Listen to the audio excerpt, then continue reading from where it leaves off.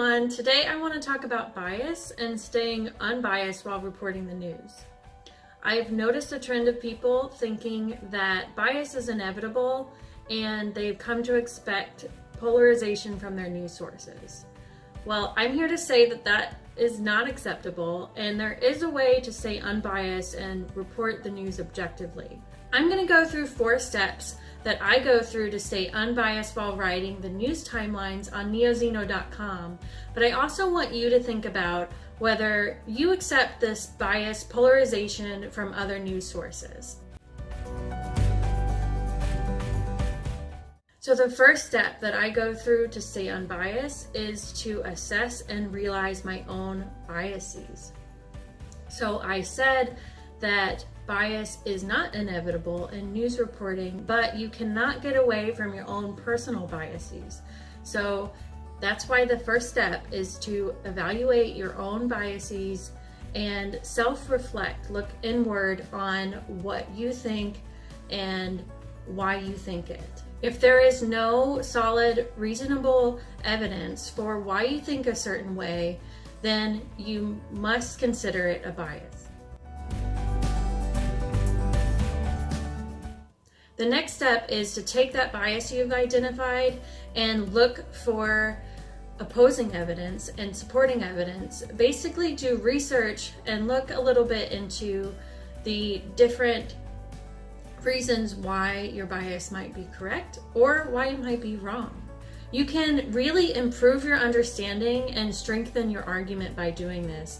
It's not just for reporting the news. You can do this personally when you're forming your own position on major issues.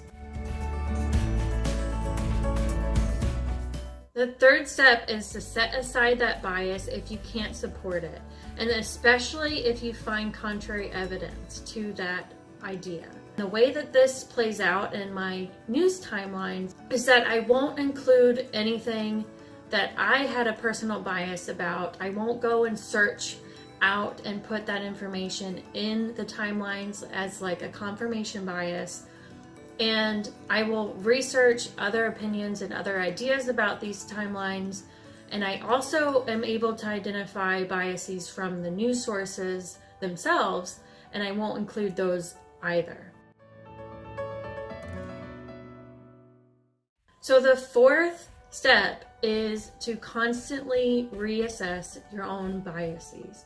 So just start back at step 1 and go through the list again, because you constantly have to do this for every single bias that you have, and you will always find more. And this is just a very good way of thinking in general, because you're constantly able to strengthen your opinions and your positions on different issues. Thank you for watching this video. I'm really glad you did. I hope that you use it in your own life, and I hope that you start to expect more from your news. You can support us on Patreon. For only $1 a month, you can get early access to our app where you can rate the news. And please like and share this video, subscribe to our channel, follow us on Facebook and Twitter. Please get the word out. Please share these good ideas. I really think that we can change the news media and get back to objective reporting of the facts as journalism was originally intended.